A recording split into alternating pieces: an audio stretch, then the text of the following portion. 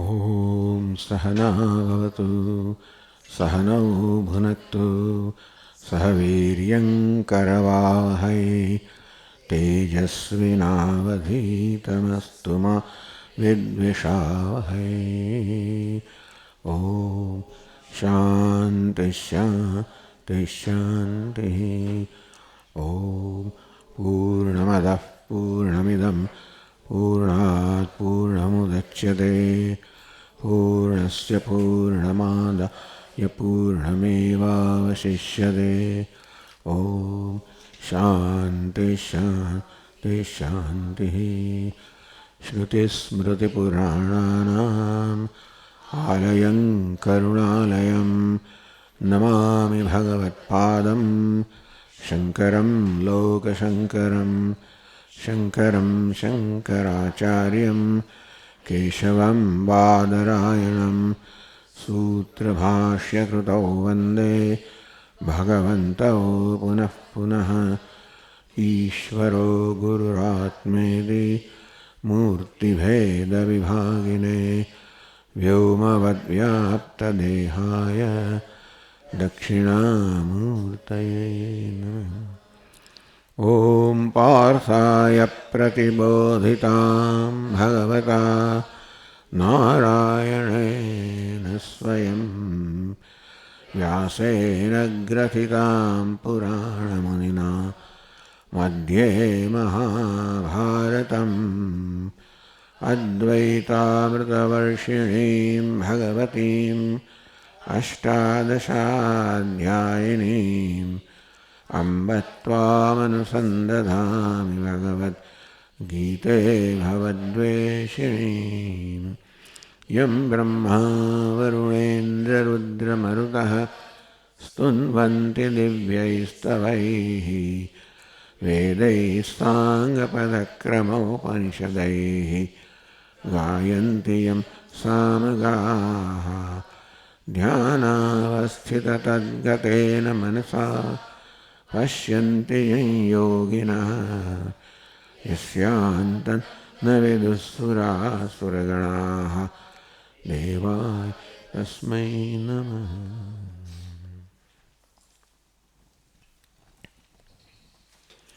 अव्यक्तोऽयमचिन्त्योऽयम् अविकार्योऽयमुच्यते तस्मादेवं विदित्वैनं न शोचितुमर्हसि।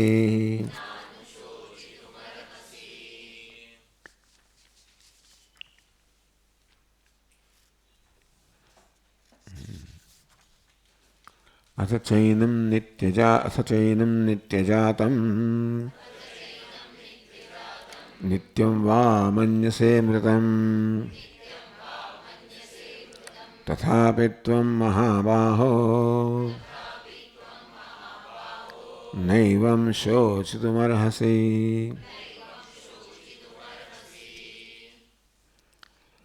25માં શ્લોકમાં કહ્યું તસ્માદ એવં વિદિત્વા એનમ, તસ્માત તે કારણથી એનમ આ આત્માને એવં આ પ્રકારે જાણીને.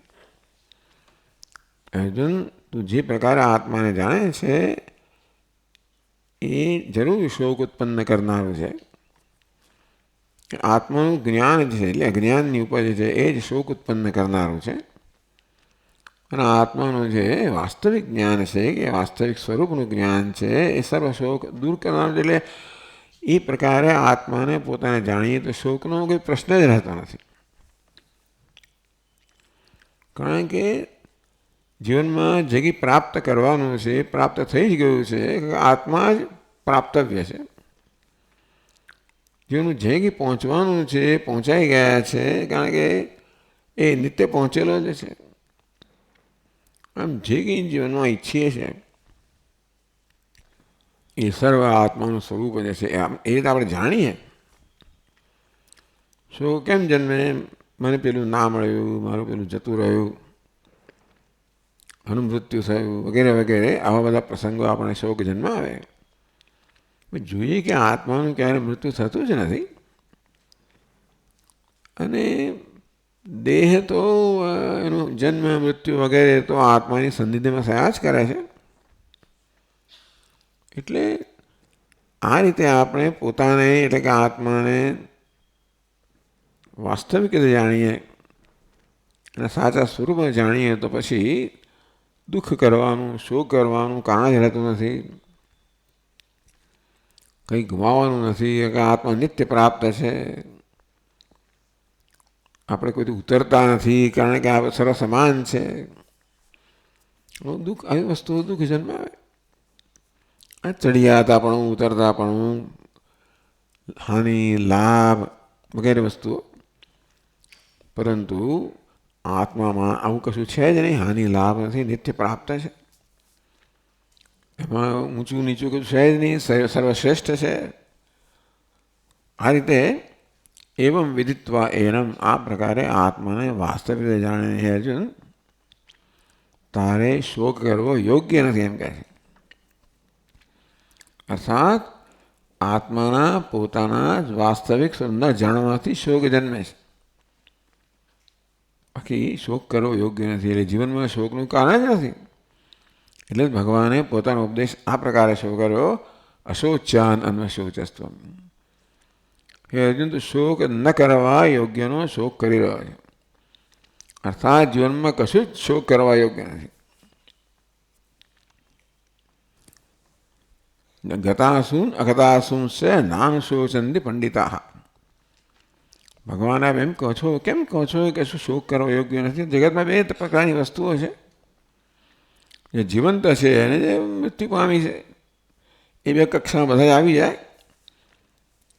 અથવા તો સ્વામી ઈશ્વરાનંદ ગિરી મહારાજે કહ્યું, ભાઈ ગતાસુન એટલે જેના પ્રાણ નથી, એ ગતાસુન પ્રાણ જતા એટલે આ જળ વસ્તુઓ.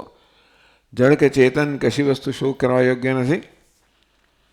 કે મરેલા કે જીવતા કોઈ શોક કરવા યોગ્ય છે જ નહીં.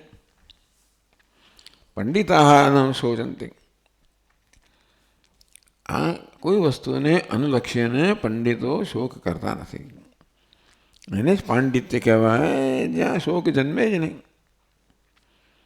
એટલે તસ્માત એનમ એવમ વિદિત્વા.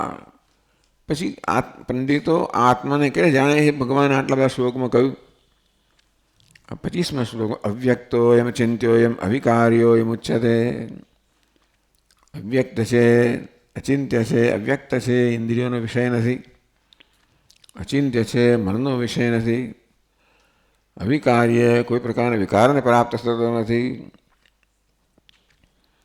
એ પ્રકારે હે અર્જુન, આત્માને પોતાને જાણીએ તો પછી શોકનું કારણ રહેતું જ નથી.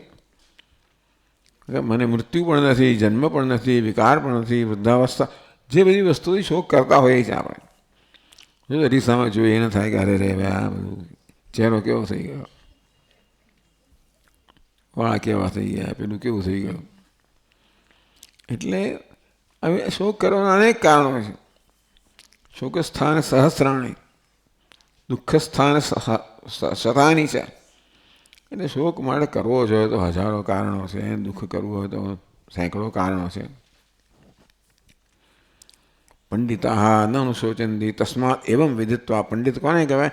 જેને આત્માનું આ પ્રકારે જ્ઞાન છે, એના માટે પંડિત શબ્દ વાપર્યો. તું પણ એમને એ જ વસ્તુ જાણીને, પંડિતો જે રીતે આત્માને જાણે છે તેમ જાણીને હે અર્જુન, તારે પણ શોક કરવો યોગ્ય નથી.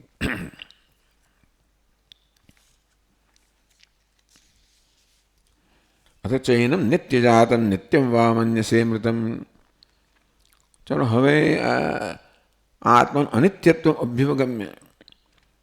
ચાલો ભાઈ આત્મા અનિત્ય છે એવું માની લઈએ આપણે. આત્માનો જન્મ થાય છે, આત્માનું મૃત્યુ એમ માની લઈએ તોય પણ તો ચૈનમ નિત્ય જાતમ.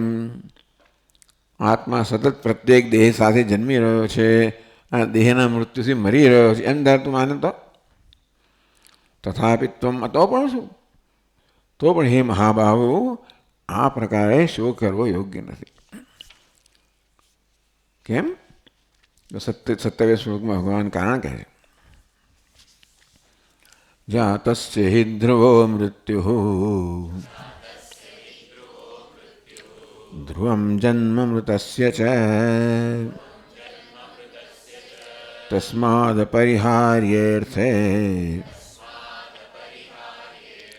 ન ત્વં શોચિતુમર્હસી.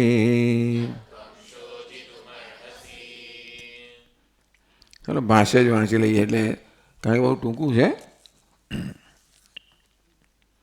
એટલે આ ભાષ્યમાં તથા ચ સતી, તથા ચ સતી એટલે કે આ આત્માને તું હંમેશા જન્મતો ને મરતો માને, પ્રત્યેક શરીર સાથે જન્મ્યો, પ્રત્યેક શરીર મરે એમ માને તો પણ શોકનું કારણ નથી. તથા એમ હોવાને કારણે જાતસ્ય હે લબ્ધજન્મનઃ ધ્રુવ અવ્યભિચારી મૃત્યુ મરણમ ધ્રુવમ જન્મ મૃતસ્ય ચ તસ્માદ પરિહાર્યેર્થે તસ્માદ પરિહાર્યોયમ જન્મ મરણ લક્ષણઃ અર્થઃ તસ્મિન અપરિહાર્યેર્થે ન ત્વં શોચિતુમર્હસી.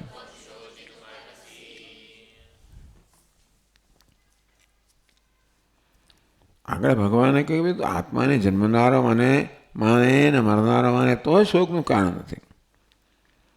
એવું હોવાને કારણે જાતસ્ય હિ ધ્રુવો મૃત્યુ, જાતસ્ય જેનો જન્મ થયો છે એટલે લબ્ધ જન્મ, જન્મ થયો એટલે જેને જન્મ પ્રાપ્ત થયો છે.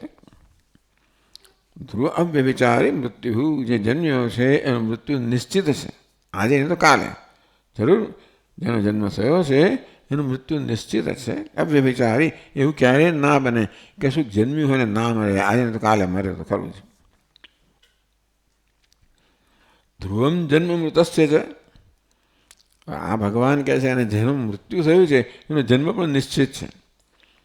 એ ભગવાન પોતાના તરફથી કહે છે. એ આપણે તો કહી શકતા, આપણે જોઈએ છીએ કે જેનો જન્મ થયો અને મૃત્યુ થાય તો આપણે પણ જાણીએ છીએ, પણ જેનું મૃત્યુ થયો જન્મ થાય તો ભગવાન જ કહી શકે. અર્થાત જન્મને મૃત્યુને આ લોકને પરલોકને બધાને જાણતું હોય ભગવાન. એટલે ભગવાન કહે છે કે ભાઈ જેનું મૃત્યુ થયો જન્મ નિશ્ચિત જ છે, એકમાત્ર જ્ઞાની મહાપુરુષ સિવાય. એ આ જન્મમાં જ મૃત્યુથી મુક્ત થઈ ગયો છે, થઈ ગયા છે, માટે એમનું મૃત્યુ પણ નથી, તે જન્મ પણ નથી. મૃત્યુ હોય તો જન્મ હોય છે. હવે આપણે મૃત્યુ દેહનું છે, દેહમાં અહમભાવ ધરાવતા હોઈએ તો દેહના મૃત્યુને આપણું મૃત્યુ કહીએ તો પછી દેહના જન્મને આપણો જન્મ પણ થાય. એને જ્ઞાની કહેવાય જે આત્માને દેહ કરતાં ભિન્ન જાણે છે. દેહના મૃત્યુ એને પોતાનું મૃત્યુ કહેતો નથી કે માનતો નથી, એટલા માટે એનું મૃત્યુ પણ થતું નથી, માટે એનો જન્મ થતો નથી. બાકી જેનું મૃત્યુ થયું એનો જન્મ થવાનો એટલા માટે છે કે વળી પાછું કર્મનું ફળ ભોગવવા માટે આપણે ફરી જન્મ લેવો પડે. જ્ઞાની પુરુષનું મૃત્યુ જ થતું નથી, કારણ મૃત્યુ દેહનું થાય છે. દેહમાં અહમભાવ ધરાવ્યો તો આપણે આપણું મૃત્યુ થયું. અજ્ઞાની મૃત્યુ થાય, અજ્ઞાની દેહને આત્મા માને છે, દેહના મૃત્યુને પોતાનું મૃત્યુ માને છે. તો ચાલો દેહનું મૃત્યુ થયું તો હજી કર્મ તમને બીજો દેહ અપાવવાનું જ છે. તેથી ધ્રુવમ જન્મ મૃતસ્ય છે, એનું મરણ થયું છે, એનો જન્મ નક્કી નિશ્ચિત એટલા માટે છે કે મરતી વખતે જ્યારે આપણે કોઈને કોઈ પ્રકારની અભિલાષાઓ સાથે મરતા હોઈએ, આપણે જીવનનું ધ્યેય ન સમાપ્ત થયું હોય. મેં કહ્યું એમ જ્ઞાની પુરુષ તો મરતો નથી એટલા માટે કે દેહમાં અહમભાવ નથી, માટે દેહના મૃત્યુને પોતાનું મૃત્યુ માનતો નથી. આપણે પૂજ્ય સ્વામી કહે અને બડા સ્વામીજી કહે કે એનું મૃત્યુ થઈ ગયું છે. સાચું મૃત્યુ અહંકારના મૃત્યુને સાચા અર્થમાં મૃત્યુ કહેવામાં આવે. અહંકાર એટલે દેહમાં અહમભાવ, એટલે કે જેને આત્માનું જ્ઞાન છે એને હવે દેહમાં અહમભાવ નથી, એના માટે દેહના મૃત્યુને પોતાનું મૃત્યુ માનતો નથી, એનું મૃત્યુ પણ નથી અને તે જન્મ પણ નથી. પણ ચાલો હવે જાતસ્ય હિ ધ્રુવ મૃત્યુ, જેનો જન્મ છે એનું મૃત્યુ નિશ્ચિત છે. ધ્રુવમ જન્મ મૃતસ્ય છે, જે મૃત છે અથવા મૃત્યુ પામ્યો છે એનો જન્મ પણ નિશ્ચિત છે. માની લે કે એક જ અપવાદ છે જ્ઞાની પુરુષ, બાકી તો આ નિયમ બધાને લાગુ પડે છે. તસ્માત આ બહુ સરસ વાક્ય છે. અપરિહાર્ય છે નત્વમ શોચિતુમર્હસી. આ વાક્ય યાદ રાખવું જોઈએ. તસ્માત અપરિહાર્ય અર્થ અયમ જન્મ મરણ લક્ષણો અર્થ. ભગવાને જન્મને મૃત્યુની વાત કરી કે જેનો જન્મ છે એનો મૃત્યુ છે, મૃત્યુ છે એનો જન્મ છે, તે માટે એનો પરિહાર ના થઈ શકે, તું એને રોકી ના શકે. આમ જીવનની બધી ઘટનાઓ અપરિહાર્ય છે. સવારે સૂરજ ઉગ્યો એટલે સાંજે આથમવાનો જ છે. શિયાળો ગયો એટલે ઉનાળો આવશે, ઉનાળો ગયા એટલે ચોમાસું આવશે. આ બધું આ કુદરતના બધો ક્રમ નિશ્ચિત જ છે. આ શરીર છે ને કુદરતનો જ અંશ છે. એટલે કુદરતના બધા નિયમો આ દેહને લાગુ પડે છે. અને તેથી આ બધી વસ્તુઓ આપણે કંઈ કરી શકતા નથી. એટલે સૂરજ આથમી ગયો રોજ રડીએ આપણે કે અરે સૂરજ જતા રહે, તો પછી એનો અર્થ નથી. કારણ કે તમે સૂરજનો અસ્ત છે એને રોકી શકવાના નથી. અપરિહારી અર્થ જેને આપણે બદલી શકવાના નથી, જેનું નિવારણ કરી શકવાના નથી. બધી જ વસ્તુઓ પોતપોતાના નિયમ પ્રમાણે ચાલે છે, અથવા તો બધી વસ્તુ એક મૂળ નિયમ પ્રમાણે ચાલે છે, ચાલવાની જ છે. તમે જળને ઉકાળો, પાણી ઉકાળો અને પછી એમ ઈચ્છીએ કે ભાઈ ના એ ગરમ કરો, ઉકળવું ના જોઈએ. ગરમ પછી આજે તો હમણાં થોડા વખત ઉકળવાનું જ છે, એટલે અમે બહાર નીકળવાની આવું થવાનું જ છે. તો આ બધી વસ્તુઓ માટે પછી આપણે વિરોધ કરીએ કે ભાઈ ના અમારે ગરમ પાણી ઉકાળવું છે, વરાળ ન નીકળવી જોઈએ, એ બધી વસ્તુનો અર્થ નથી. અપરિહારી અર્થે જગતની અંદર જેનો પરિહાર ના થઈ શકે, નિવારણ ના થઈ શકે, એ વસ્તુ માટે શોક કરવો યોગ્ય નથી. મારા કાબૂમાં નથી. જે વસ્તુ મારા કાબૂમાં હોય એના માટે કદાચ શોક કરી શકું, કરવો હોય તો. પણ જે મારા કાબૂમાં નથી એ તો એને પોતાની રીતે પોતાના નિયમ પ્રમાણે જ વર્તવાની છે. અને તેથી મારો એના પર કોઈ પણ પ્રકારનો કાબુ નથી. અપરિહાર્ય કહીએ, એનો પરિહાર ના થઈ શકે, જેને આપણે બદલી ના શકીએ, જેનું નિયંત્રણ ના કરી શકીએ, એને માટે શોક કરવો યોગ્ય નથી. બધી લગભગ બધું જતું જ રહેશે. ટૂંકમાં આપણે જ્યારે પણ દુઃખી થઈએ છીએ તો આપણે પૂછ્યું છે આપણી જાતને કે શેને કારણે દુઃખી થયો. જો ફલાણાનું મૃત્યુ થયું, આવું નુકસાન થયું, હાનિ થઈ, લાભ થયો, માન મળ્યું, એ બીજાને અપમાન થયું મારું. એટલે આ રીતે બધું માન પણ મને દુઃખ જન્મ આપે છે બીજાને મળે ત્યારે, અપમાન દુઃખ જન્મ આવે ત્યારે મને થાય ત્યારે. એવી રીતે લાભ મને મળે તો સુખ થાય, બીજાને મળે તો દુઃખ થાય, આવો આપણો સ્વભાવ છે. એટલે આ બધાનો અર્થ નથી, કારણ કે આ વસ્તુ તો બદલી શકવાનું નથી. આ બધી વસ્તુઓ ઘટનાઓ કુદરતના નિયમ પ્રમાણે કામ કરે છે, અને તેથી અને આપણે બદલી શકવાના નથી. અને માટે એના વિશે શોક કરવો, દુઃખ કરવું એનો અર્થ નથી. જો આપણે શોક કરવાથી વસ્તુને બદલી શકતા હોઈએ તો આપણો શોક લેખે પણ લાગે. પણ શોક કરવા છતાં કશું બદલાતું જ ના હોય, એવું એવું જ રહેતું હોય, બધું એની પ્રમાણે વર્તવાનું જ હોય, તો તમે એનું નિવારણ કરી શકવાના નથી. એના માટે ભાઈ જવા દો એને. એટલે બધી વસ્તુનો ટૂંકમાં આ કુદરતનો નિયમ છે, બધું કુદરતના નિયમ પ્રમાણે કામ કરે છે. તસ્માદ એટલે બહુ સરસ આ વાક્ય છે. તસ્માદ પરિહાર્ય છે નત્વમ શોચિતુમર્હસી. માટે હે અર્જુન, જે અર્થ કહો એટલે કે ઘટના કહો કે વસ્તુ કહો, ઘટના અપરિહાર્ય હોય, એનો પરિહાર ન થઈ શકે, એનું નિવારણ ન થઈ શકે, એ રોકી ન શકાય, જે આપણા કાબૂમાં નથી, એના વિશે શોક કરવો ન અર્હસી, એ યોગ્ય નથી. સુખ બધા કરે છે જુદી વાત છે, પરંતુ સુખ કરવો યોગ્ય નથી. યોગ્ય નથી એટલે કે આપણે જો વિચાર કરીએ, તર્કથી આપણે વિચાર કરીએ તો સમજી શકાય કે એમાં શોક કરવાનો ઉપયોગ નથી, એનો અર્થ નથી, ઉપયોગ નથી.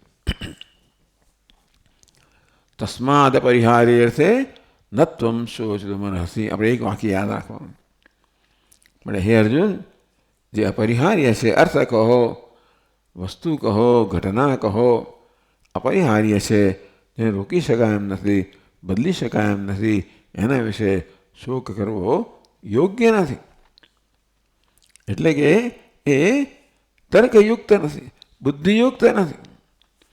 આપણે કરીએ આપણું વર્તન બુદ્ધિપૂર્વક ના હોય તો જુદી વાત છે, પણ આ બુદ્ધિ આપણે સમજાવે છે ભગવાન કે આ પ્રકારે જગતની આ વાસ્તવિકતા છે, એને ધ્યાનમાં લઈએ તો શોકનું કોઈ કારણ નથી.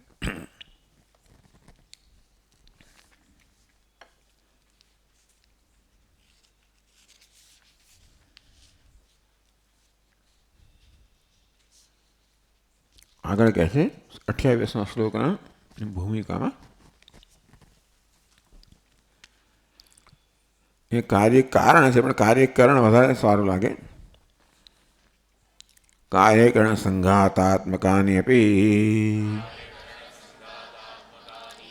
ભૂતાની ઉદ્દિશ્ય શોક ન યુક્ત કર્તુમ યતઃ અવ્યક્તાદીની ઇતિ.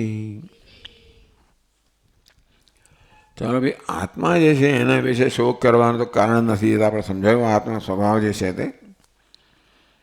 તો પછી આ દેહ માટે શોક કરવો કે નહીં? કાર્યકરણ સંઘાતાત્મકાની, આ આપણી ઉપાધિને કાર્યકરણ સંઘાત કહેવામાં આવે. કાર્ય એટલે દેહ અને કરણ એટલે ઇન્દ્રિયો, ઇન્દ્રિયોને મન. કરણ એટલે સાધન. ઇન્દ્રિયો જ્ઞાનનું સાધન છે, જ્ઞાનેન્દ્રિયો. કર્મેન્દ્રિયો કર્મનું સાધન છે.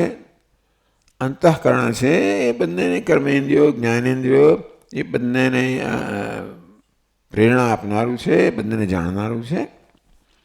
આ બધાને કરણ કહેવામાં આવે. આ બાહ્ય કરણ છે, જ્ઞાનેન્દ્રિયો, કર્મેન્દ્રિયો, બાહ્ય કરણ, બહારનું કરણ છે. મન છે, અંતઃકરણ છે, અંદર રહેલું કરણ કે સાધન. એટલે આપણી ઉપાધિ કેવી છે? કાર્યકરણ સંઘાત. શરીર, સ્થૂળ શરીરને કાર્ય કહેવામાં આવ્યું, સૂક્ષ્મ શરીરને કરણ કહેવામાં આવ્યું. ભૂતાની, ટૂંકમાં આ બધા ભૂતો એટલે પદાર્થો, એટલે જીવો આમ તો કહેવાય ખરેખર. તો કાર્યકરણાત્મકાની એટલે કાર્યકરણ, સ્થૂળ અને સૂક્ષ્મ શરીર ધરાવનારા જે બધા જીવો છે, એમને ઉદ્દેશ્ય એટલે એમને ધ્યાનમાં રાખીને પણ શોક કરવો યોગ્ય નથી. એટલે આત્માને ઉદ્દેશીને તો શોક કરવો યોગ્ય નથી, ભગવાને સમજાવ્યું. પણ આ કાર્ય એટલે સ્થૂળ શરીર, કરણ એટલે સૂક્ષ્મ શરીર, એટલે ઇન્દ્રિય મન બુદ્ધિનો સંઘાત, એટલે આપણું વ્યક્તિત્વ. પુરુષ અને પ્રકૃતિ એ બે તત્વો અહીં રહેલા છે. પુરુષ એટલે ચૈતન્ય, એટલે પરમાત્મા, જેની વાત કરવામાં આવી કે આત્મા કે ચૈતન્યનો સ્વભાવ જાણીએ તો પછી એના વિશે શોક કરવાનું કોઈ કારણ હતું નથી.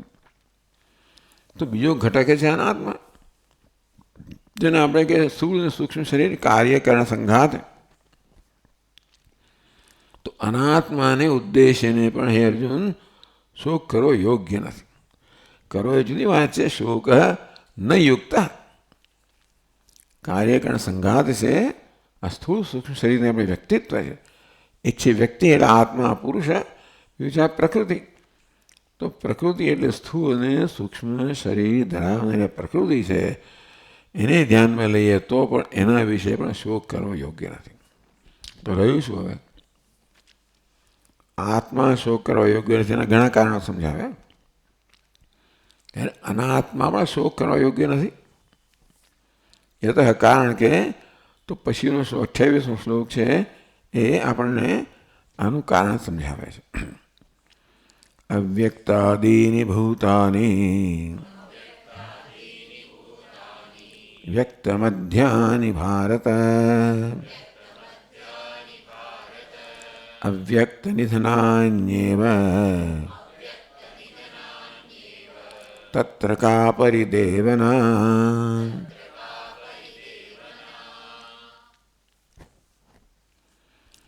અવ્યક્ત આદિની, આદિ એટલે પ્રારંભ, આદિ એટલે વગેરે એવો પણ અર્થ થાય, પણ આદિ એટલે પ્રારંભ. ભૂતાની બધા જીવો જે છે કે જડ વસ્તુમાં કોઈ શોક કરતો નહીં સામાન્ય રીતે, એટલે અહીંયા ચેતનની વાત થઈ રહી છે, જીવોની વાત થઈ રહી છે કે આ બધા ભૂત છે, આ બધા જીવો છે એ બધા અવ્યક્તમાંથી ઉત્પન્ન થયેલા છે. વ્યક્ત મધ્યાની ભારત, કેટલોક સમય માટે. અવ્યક્ત એટલે જે ઇન્દ્રિયના જ્ઞાનનો વિષય નથી. વ્યક્ત એટલે જે જ્ઞાનેન્દ્રિયોનો જ્ઞાનનો વિષય છે એનો વ્યક્ત કહ્યું આગળ. અવ્યક્ત એટલે આપણે જ્ઞાનેન્દ્રિયોનો જે વિષય નથી, અર્થાત જ્ઞાનેન્દ્રિયથી ના જાણી શકીએ તો મનથી પણ ના જાણી શકીએ, એટલે જે અજાણ્યું છે. અવ્યક્ત આદિની ભૂતાને, બધા ભૂતો છે, બધા જીવો છે, બધા અવ્યક્તમાંથી જન્મેલા છે. અવ્યક્ત એનો પ્રારંભ છે, એટલે એના જન્મ પહેલાં અવ્યક્ત હતા. વ્યક્ત મધ્યાની ભારત, કેટલોક સમય રહે છે બધા અજાણમાંથી આવ્યા, કેટલોક સમય રહ્યા, વળી પાછા અજ્ઞાતમાં જતા, અજ્ઞાતમાંથી આવ્યા, કેટલોક સમય રહ્યા, અજ્ઞાતમાં ગયા. આ બસ ક્રમ ચાલ્યા કરે છે. વ્યક્ત મધ્યાની ભારત, મધ્યમાં એટલે જન્મનું મૃત્યુ વચ્ચે આપણે વ્યક્ત છીએ, ઇન્દ્રિયોનો વિષય છે, અનુભવનો વિષય છે. અવ્યક્ત નિધનાની, નિધન એટલે મૃત્યુ, તો મૃત્યુ વખતે પાછા અવ્યક્તમાં, એટલે અવ્યક્તમાંથી આવ્યા, કેટલોક સમય વ્યક્ત રહ્યા, વળી પાછા વ્યક્ત થઈ જઈશું, અવ્યક્તમાં જતા રહીશું. આવું છે, એમાં લાંબુ ચડો શું કરવાનું? મારું છે ને તારું છે ને ગયું ને આવ્યું ને મોટું ને નાનું ને,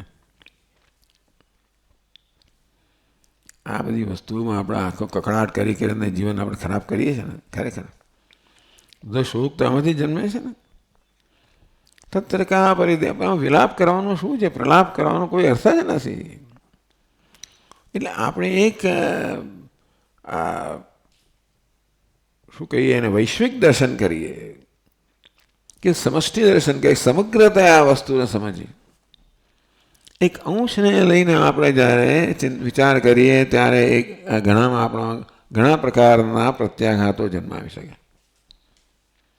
એક મોટું પેઇન્ટિંગ હોય, એક નાનો અંશ જોઈએ તો એ, અથવા એક ભાગ જોઈએ તો આપણામાં કઈ પ્રકારની લાગ, પણ આખું પિક્ચર ચિત્ર જોઈએ તો ભાઈ બધું બરાબર જ છે. વાઘની ક્રૂરતા બતાવ્યો એ બરાબર છે, હરણનો ભય બતાવ્યો પણ બરાબર છે. સમગ્ર ચિત્ર જોઈએ તો આપણા બધી વસ્તુઓ પોતાના સ્થાને યોગ્ય છે. ચિત્રનો એક અંશ જોઈએ તો આ કેવું છે, આવું કેમ હોઈ શકે? અર્થાત જે વસ્તુ આપણે યોગ્ય લાગતી નથી એટલા માટે કે આપણે એક અંશને જોઈએ છીએ. સમગ્રતાની દ્રષ્ટિ જો રાખીએ, એ અત્યારે ભગવાને કહ્યું બધા જીવો અવ્યક્તમાંથી આવેલા છે, કેટલોક વખત વ્યક્ત થાય છે, અવ્યક્તમાં જતા રહે છે. આમાં કોઈ અપવાદરૂપ નથી. અર્જુન હોય કે શ્રી કૃષ્ણ પણ એ નિયમનું પાલન કરે છે.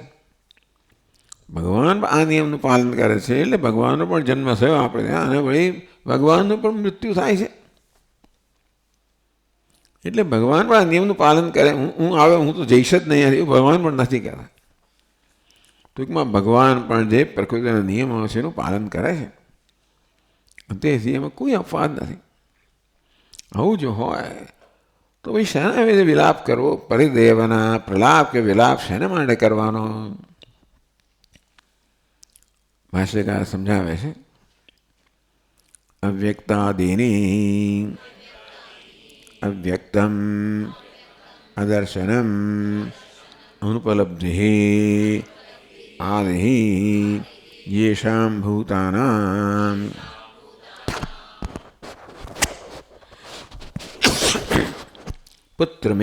પુત્રમિત્રાદિ કાર્યકરણ સંઘાતાત્મકાનાં તાની અવ્યક્તાદીની ભૂતાની પ્રાગુત્પત્તેઃ.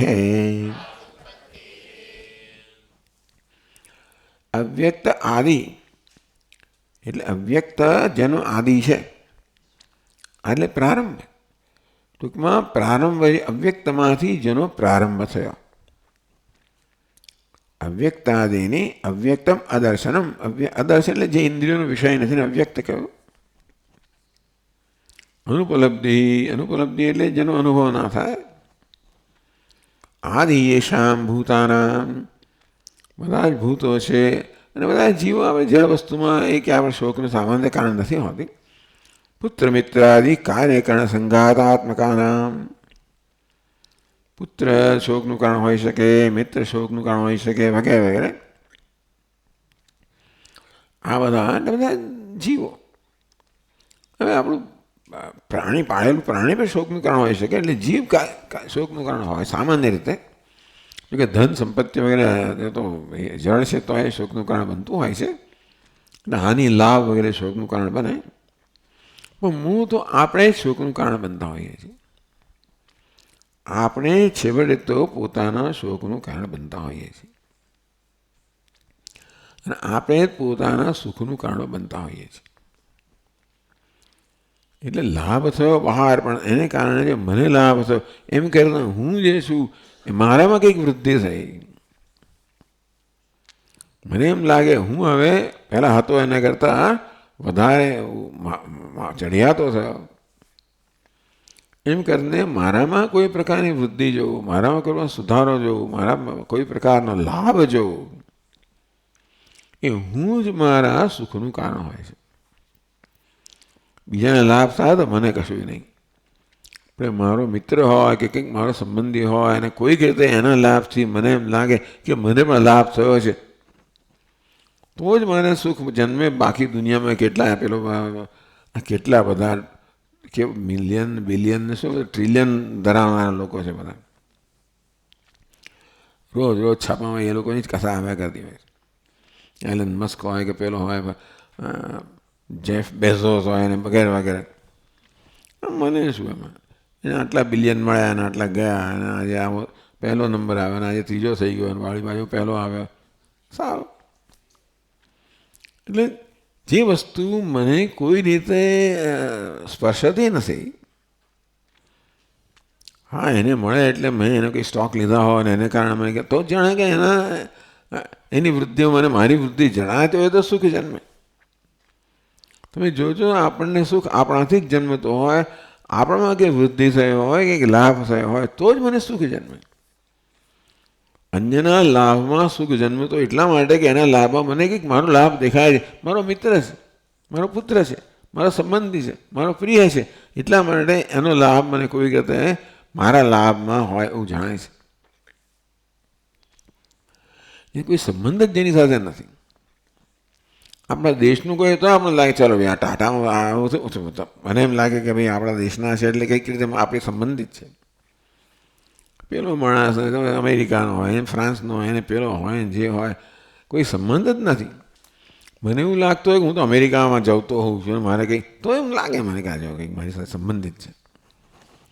બાકી કંઈ સ્વિટ્ઝરલેન્ડમાં કશું થાય ને કોઈ દેશમાં કશું થાય તો આપણને કંઈ નહીં. ટૂંકમાં સુખનું પણ આપણે કારણ આપણે જ છીએ કે આપણામાં કંઈક લાભ થાય, વૃદ્ધિ થાય તો આપણને સુખ જન્મે, આપણામાં કંઈ હાનિ થાય તો દુઃખ જન્મે. એ લાભ અને હાનિ નક્કી કરનાર હું જ છું કે લાભ થયો એ નક્કી કરનાર હું છું, હાનિ થઈ એ નક્કી કરનાર હું છું. કંઈક ઘટના બને તો કોઈને એમ લાગે મને લાભ થયો, કે બીજા એમ લાગે મને હાનિ થઈ. પેલો વિરક્ત હોય એને કશું જોઈતું ના હોય એને કે મને ક્યાં આવી ગયા, કોણે મને આપ્યું, શું કામ આપ્યું. વૈરાગ્ય હોય કે મને કશું જોઈતું નથી ભાઈ, આ મને આપશો નહીં, મારે માથાકૂટ નથી કરવી, મારે સંડોવાવું નથી, મારે સંકળાવવું નથી વગેરે વગેરે. એટલે એવી એક કોઈ ઘટના આપણને સુખ દુઃખ આપતી નથી. એ ઘટનાની મારા વ્યક્તિત્વ શું અસર થાય છે એ દ્વારા મને લાભ થયો એવું લાગે તો મને સુખ જન્મે, મને ગેરલાભ થયો એમ લાગે દુઃખ જન્મે.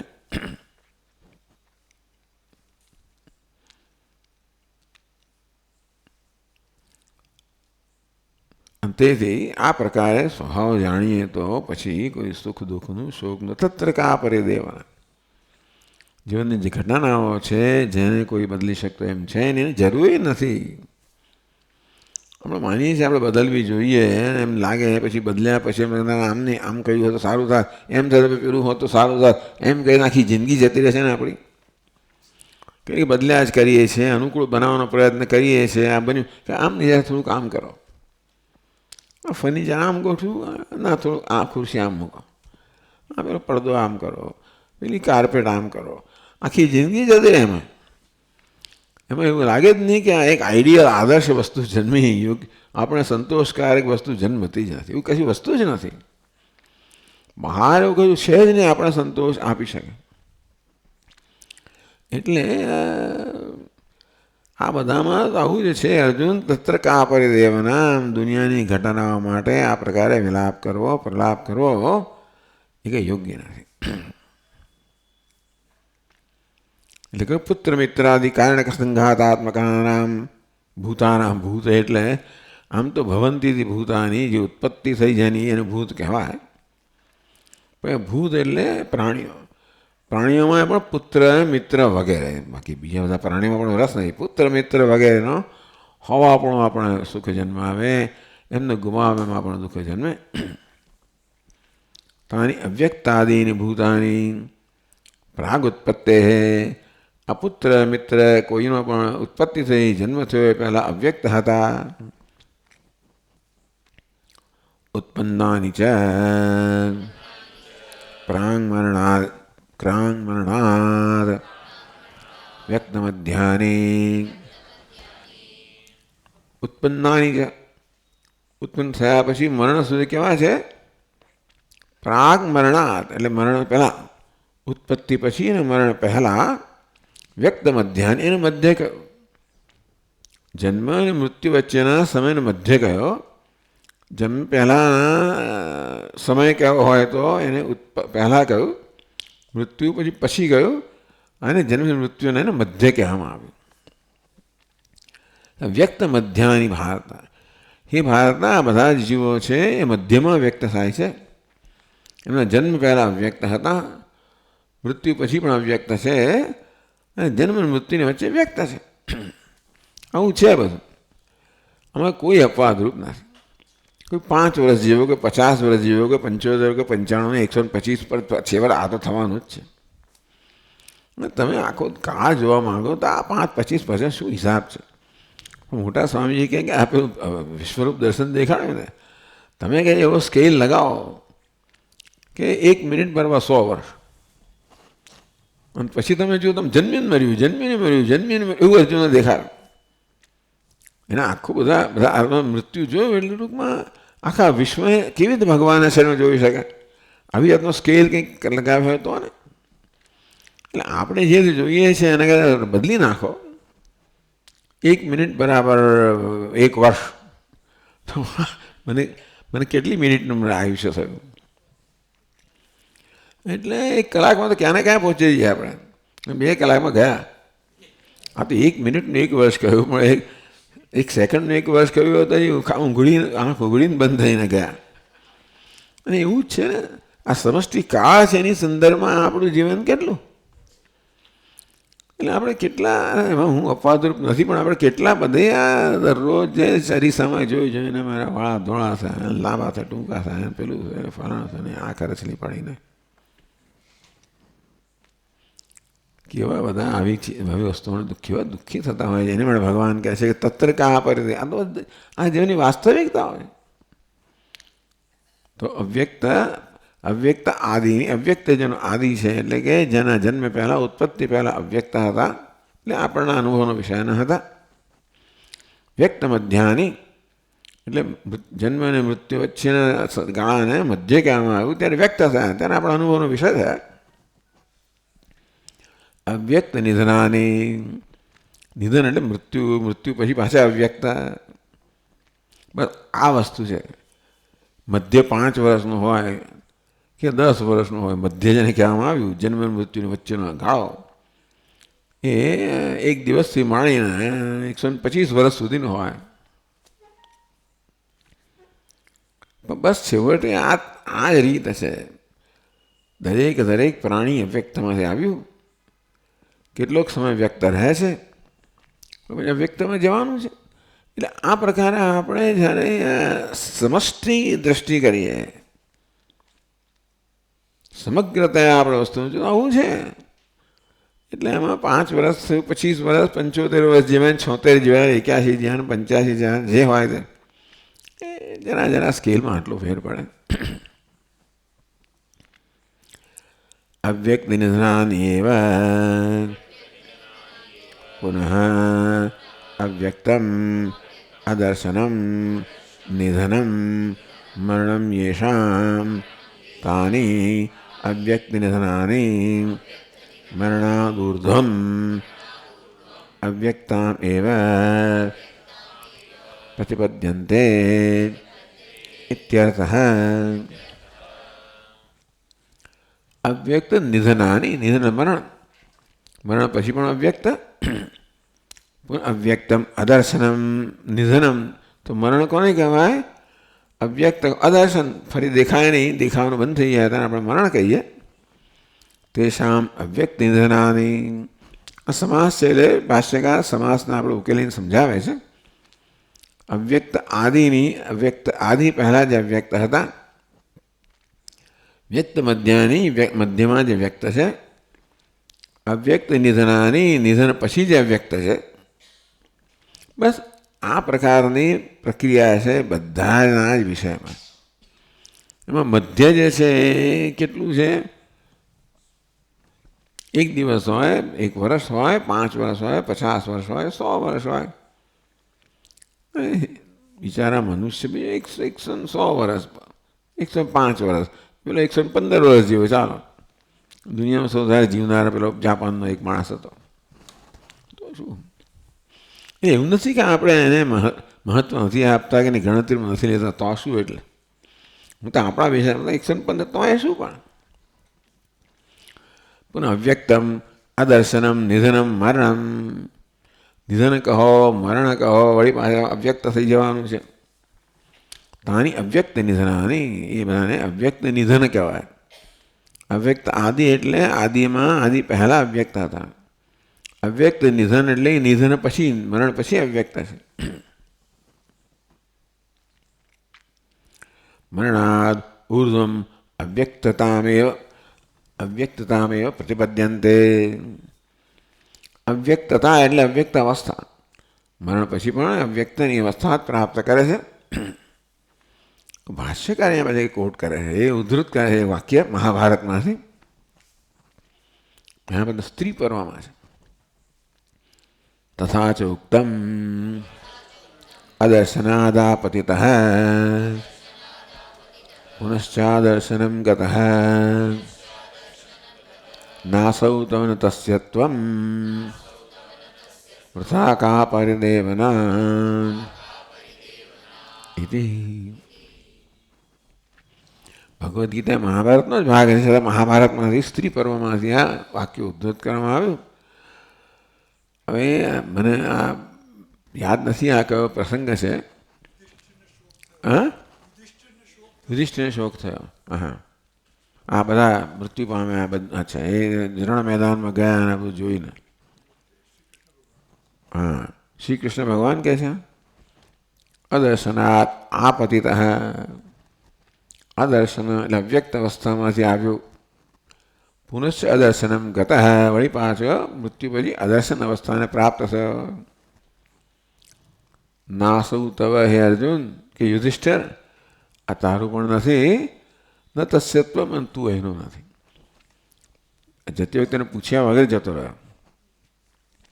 આ બધા ગયા, તને પૂછીને ગયા. આટલો બધો તું પ્રેમ કરતો હતો અને આટલો બધો સ્નેહ બધું રાખતો હતો, આટલી બધી તારામાં ગાઢતા, મિત્રતા સાથે સંબંધ, કશોએ પૂછ્યા કર્યા વગર ચાલી જ ગયા. એટલે એ તારા એ નથી ને તું એમનો એ નથી. આમ જોવા જઈએ તો તું ભલે કે બધાને કે મારા છે, એ તને કહે કે આ તમારો છે. અને સારું, જીવનમાં એવું જીવન તો જ જીવી શકાય આપણાથી. એટલે આસક્તિના જ આપણે જીવી જ ના શકીએ.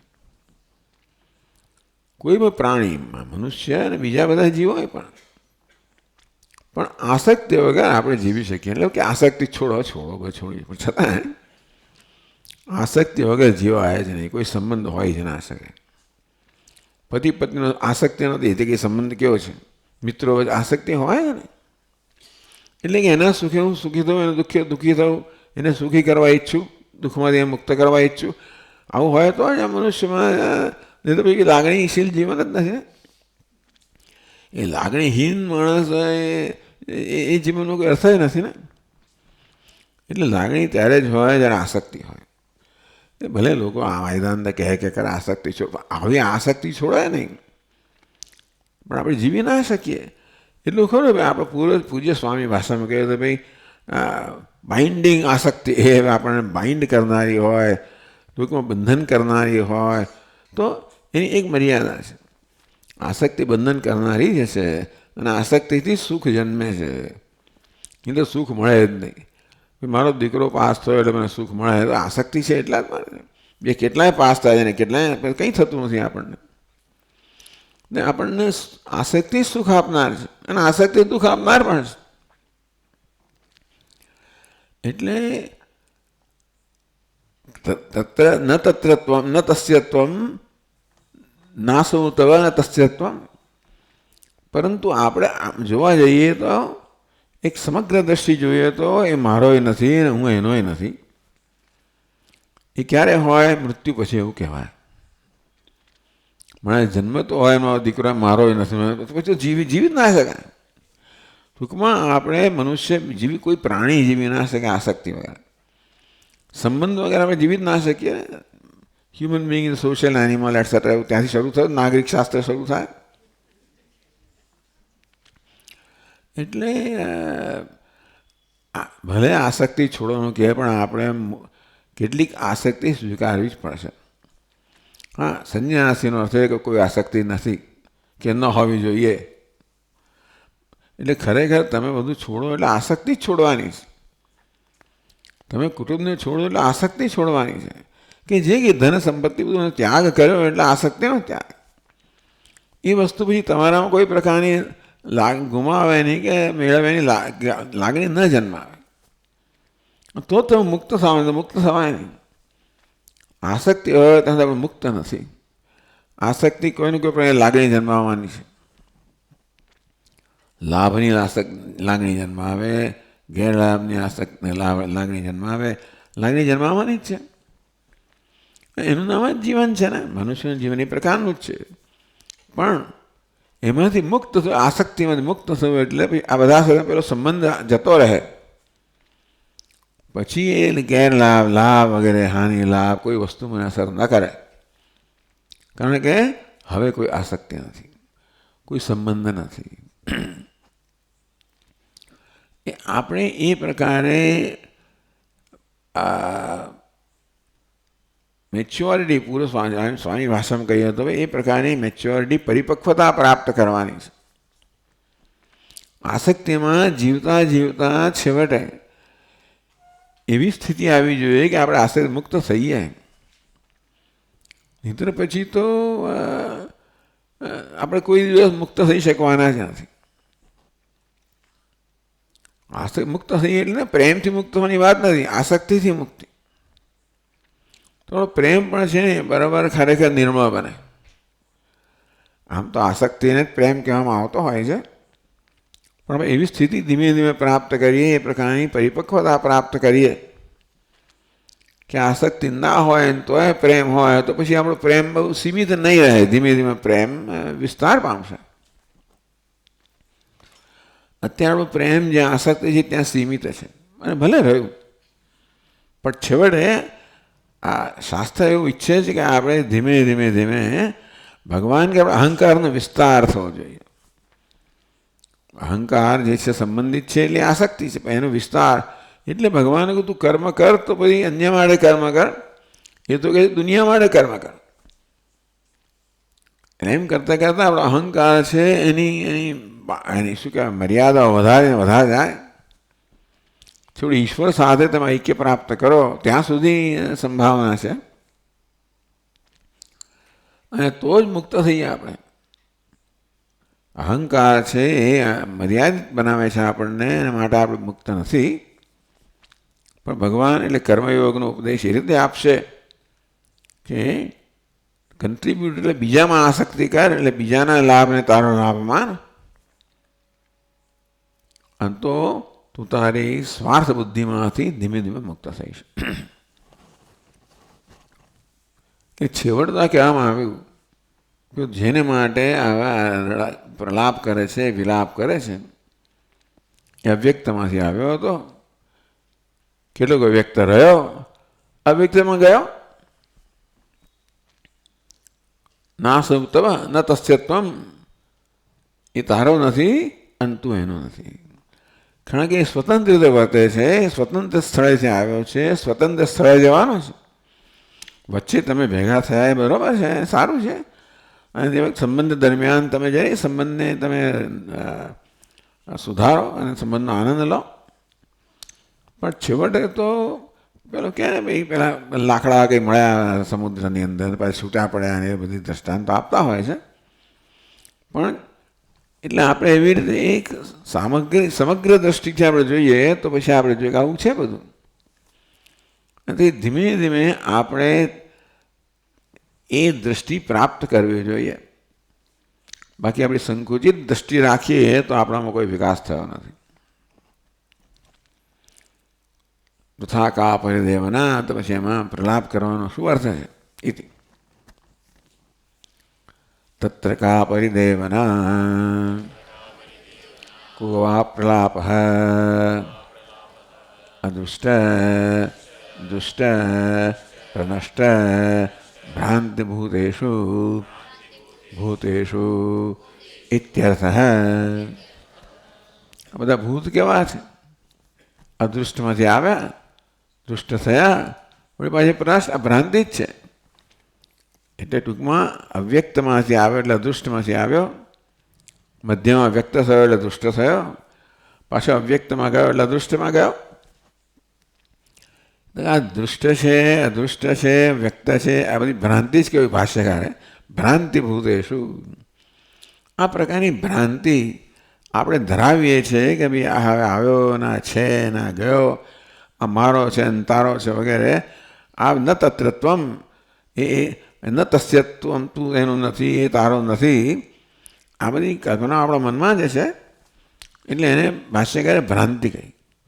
ભ્રાંતિભૂતેષુ, ભ્રાંતિનું સ્વરૂપ છે એવા બધા આ પદાર્થો છે, જીવો છે, એના વિશે એટલે એના વિશે પ્રલાપ કરવો યોગ્ય નથી. પ્રલાપ ક્યારે થાય? આપણે વસ્તુને સત્યતા આપીએ, જે સત્યતા નથી. એટલે ભ્રાંતિ જ પ્રલાપ ઉત્પન્ન કરે છે.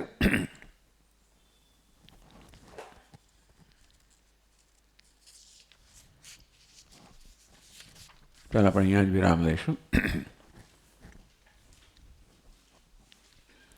ઓમ પૂર્ણમદ પૂર્ણમિદમ પૂર્ણાત પૂર્ણમુદચ્યતે પૂર્ણસ્ય પૂર્ણમાદાય પૂર્ણમેવાવશિષ્યતે. ઓમ શાંતિ શાંતિ શાંતિ. શંકરં શંકરાચાર્યં કેશવં બાદરાયણં સૂત્રભાષ્યકૃતૌ વંદે ભગવन्तौ પુનઃ પુનઃ. ઈશ્વરો ગુરુરાત્મેતિ મૂર્તિભેદવિભાગિને વ્યોમવદ્વ્યાપ્તદેહાય દક્ષિણામૂર્તયે નમઃ. ઓમ શાંતિ શાંતિ શાંતિ. હરિ ઓમ. શ્રી ગુરુભ્યો નમઃ. હરિ ઓમ.